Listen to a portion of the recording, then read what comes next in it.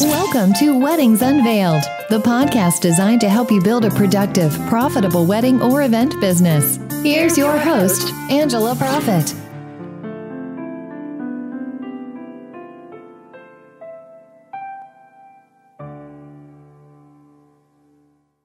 Hi, y'all. It's Angela Profit, your event and productivity therapist, coming to you from the heart of Music City in Nashville, Tennessee. Thank you so much for tuning in to this episode of Weddings Unveiled, professional tips and secrets on wedding planning and event design, where we take you behind the scenes of our past experiences in the event industry, what we have learned from them, and how they have made us stronger. This podcast will help you grow a productive and profitable business to launch you into success within the hospitality industry. Today, I'm joined by the best communications and event consultant in the business, Alison Burry. Hey everybody, thank you so much for having me, Angela. I'm so excited to share some of our past experiences together. We've definitely been through some unique situations over the years. What are we discussing today? Today, we are talking about working with vendors that are unfamiliar with your process and communicating with them prior to the wedding day. Well, tell us the story. What happened?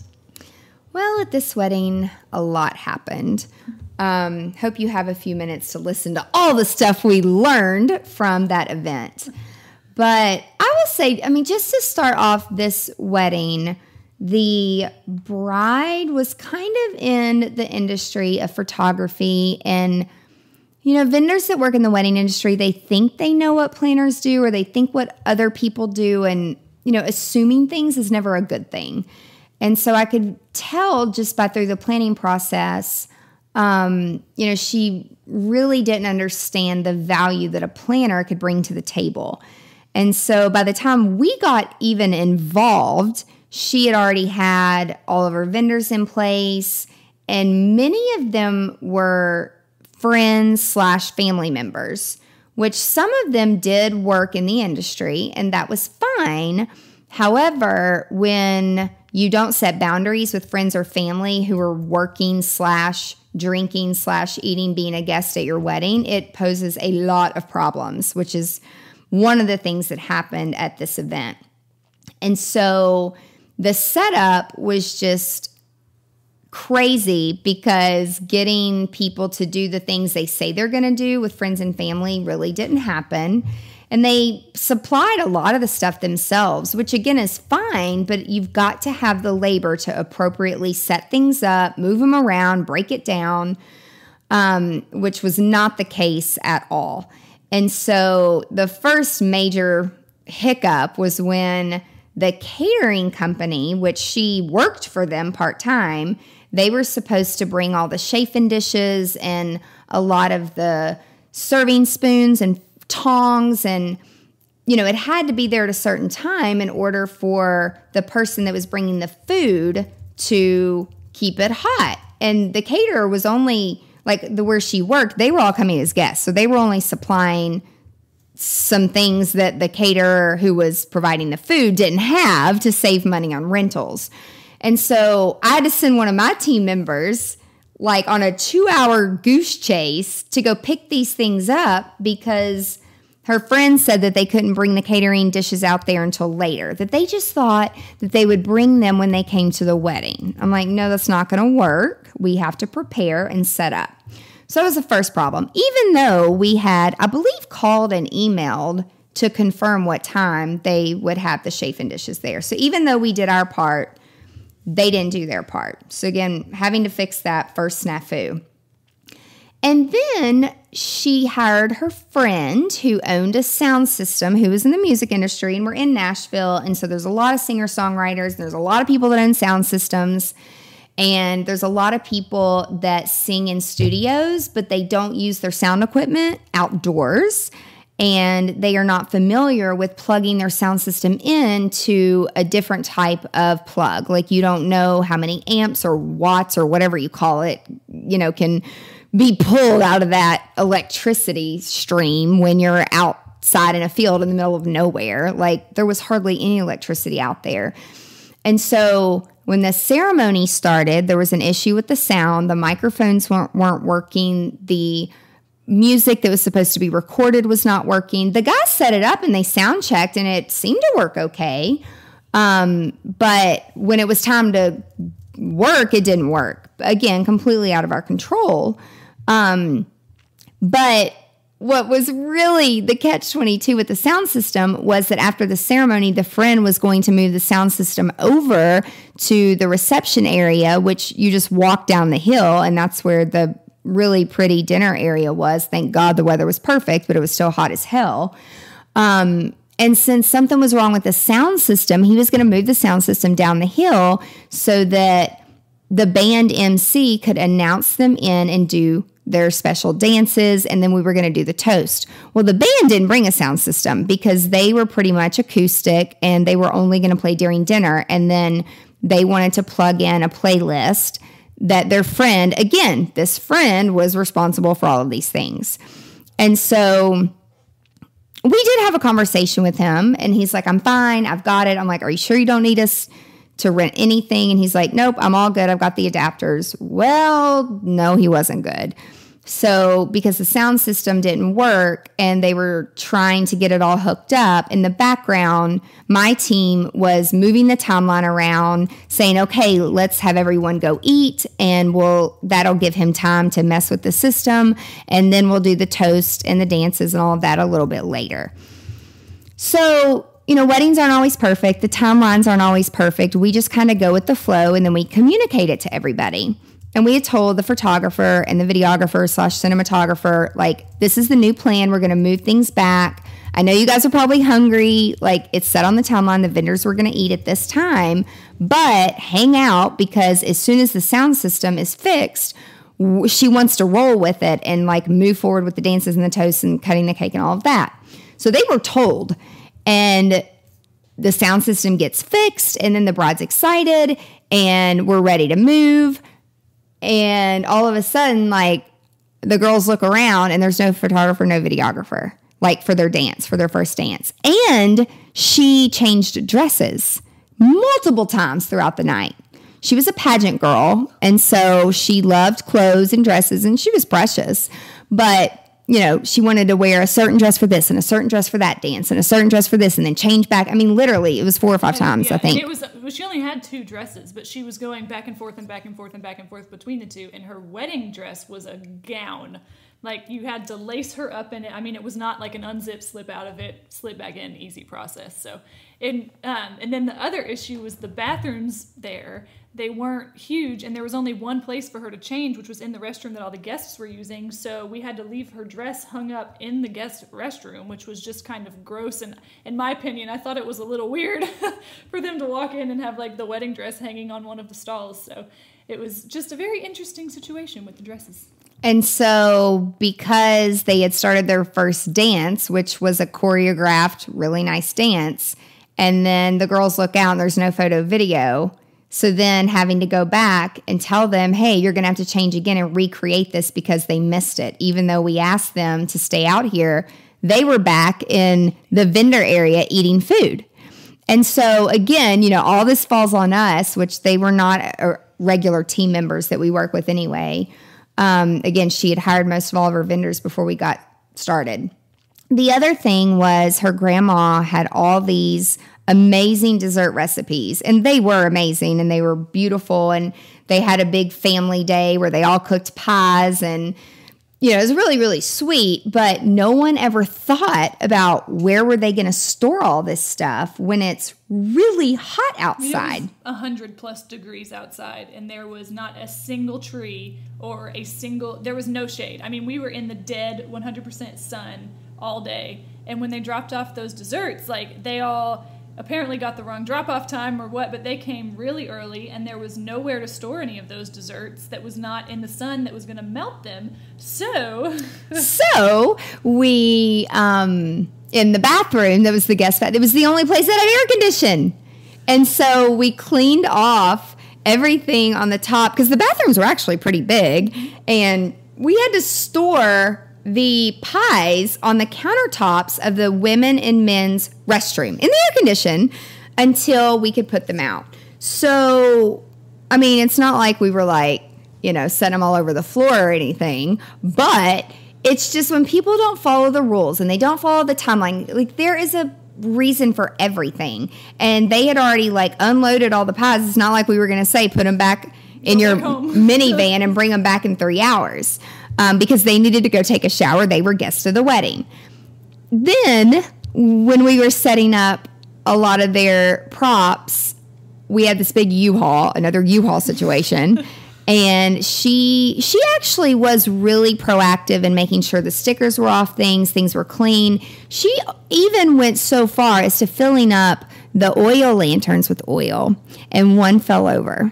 Which would have normally been great that she went ahead and did that because that takes a little while. But when it fell over and they were all in like cardboard boxes and there's no lids to those, the oil spilled out when the U-Haul was driving and was soaked up by everything.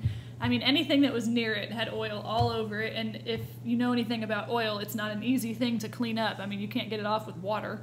And so it was a mess. And that was another thing that we had to deal with for a long time. And it ruined a lot of stuff just because it got soaked into some fabric and different wood things. And there were a lot of oil marks on everything. And then there were other little things here and there, but those are some of the big things that we were learning more and more. Like, oh, we shouldn't do this, and oh, we shouldn't have done that. But to top off the night, we had fireworks planned, which we got approved, but the venue, it was a brand new venue. We were in the middle of nowhere in a field, and they said, it's fine, you just can't be on our property. So basically, the company that we worked with went out and scouted out a site, and we just trusted him because we've worked with him before. And apparently where he set up and the fireworks went off was highly unsafe. It was way too close to the guest. It was on their property. The next day, they sent me pictures saying that our client's fireworks burned their grass, and they tried to charge her for like reseeding their grass or something like that, which I ended up just haggling with them just to say, which it's funny because she pulled up pictures before her wedding day and she's like, that grass was dead before my wedding. Like, I am not paying for that. And, you know, these venues like try to pull one over on somebody to, I don't know what they were trying to do, but it's like that's how we had to end the night. Again, another fireworks situation of like cleaning up and oh my gosh, like why did you not go across the street like we discussed? So again, it always comes back on us. And then so everyone's loading out at the end of the night. The lighting company gets there. They're breaking down the lights, and as they're breaking down the lights, we're all realizing that there's no lights out there at all. That was the only lights that we had. Yeah. Luckily, the lighting company we work with every single weekend, and those guys are like friends and siblings to us, and they were sweet enough to stay there and wait for us to load out because we had so much stuff. I mean, the U-Haul was packed. I mean, we had so much stuff. So we had to drive our cars up into the field and just leave our cars running and turn our headlights on bright so we had a little bit of light, and the sweet guys just pointed all the uplights they could towards us and did what they could while we were loading out so we could use some of their light. But then they they had to leave. They still had to go unload the whole truck back at the warehouse. And so we just used our cars, and it was so awful. And I wish we would have thought about something that there was no light. I mean, there was nothing above us. There was one light on a building nearby, but it was like an emergency light, and that wasn't going to do anything. And we're loading out, and we had this giant china cabinet that the bride had brought from her house. And I mean, it was ginormous. I mean, it weighed at least 100 pounds. And the only way we could carry it was to put it on our cart and like push it across the grass. And this grass is not level. I mean, there's little potholes, and so it's like wobbling down the grass, and we're trying to push this 100-pound cart. We're so tired, after you've been in the sun all day. And I was standing behind it trying to like balance it, and one of our girls was pulling it, and it fell into a pothole. Like one of the wheels fell back, and the whole china cabinet flies up off the top of the cart, and it nails me in my shins. I will never forget. It was the most painful thing I've ever experienced, and my shins turned black and blue for about a month. And it was just crazy things that happened. And then the sweet lighting guys, thank God they were there. Thank God that they stayed, because we could not get the china cabinet into the truck.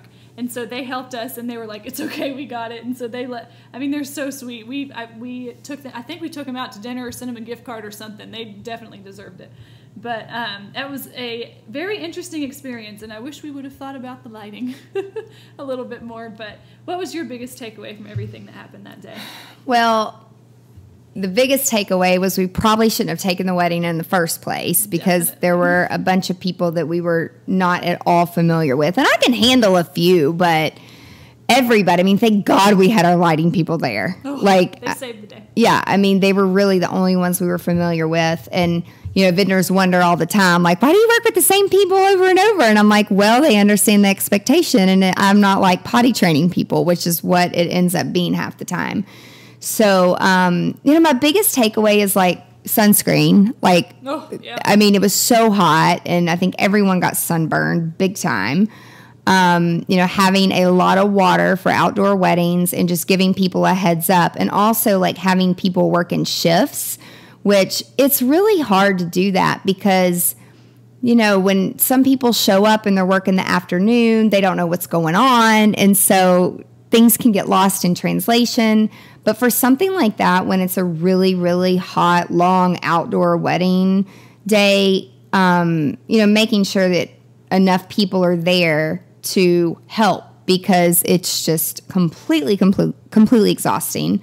The other thing is I don't allow friends to use their sound systems anymore. We hire a professional. Like, that is not up for discussion. And then I do wish that with the fireworks company that we had gone with them to specifically discuss about where were they going to be shooting off the fireworks, so we didn't have to get in an argument about their grass. So we actually learned a lot from that event. And it seems like we learned the most from the events that we should have said no in the first place. But we love these girls and we love our clients and we want to help them. But the bottom line is, like, from a business perspective and a revenue perspective, like, you can't help everybody. You're not for everybody. And so I am constantly reminded of that, even after being in the industry, as long as I've been in the industry. You have to make sure that you're pre-qualifying your clients and working with the right people. Great. Well, Angela, can you share with our listeners some of the different products and resources you have available to help wedding and event planners? Absolutely. You can visit the blog on the website, and there's lots of great articles and resources available there, which it's angelaprofit.com. You can sign up for tips and resources and be part of our email list. We'll send you all kinds of juicy details. We do webinars and live events, so watch social media for more about that. Awesome. Well, Angela, thank you so much for sharing your valuable advice with us today. I can't wait for next week to tell more of our incredible experiences together. And thank you, Alison, so much for joining me. And thank you so much to our listeners for joining us today on Weddings Unveiled, professional tips and secrets on wedding planning and event design. Tune in next week to learn more from our past experiences. If you found this podcast helpful, please share it with other wedding and event professionals. Be sure to subscribe today so you never, ever miss the juicy details of Weddings Unveiled. I'm so passionate about helping other event professionals, and with my background in psychology, I appreciate that our best selves develop from real-life situations. Thank you so much for listening. Be sure to tune in next week for more tips on how to grow your business. And if you have a question or an unresolved issue that you want guidance on, connect with us on angelaprofit.com. For more valuable resources, again, visit the website. And until next time, remember to stay productive and profitable. You've been listening to Weddings Unveiled with Angela Profit. Join us next time for more insights to help you build a productive, profitable wedding or event business. For more great resources, head over to angelaprofit.com.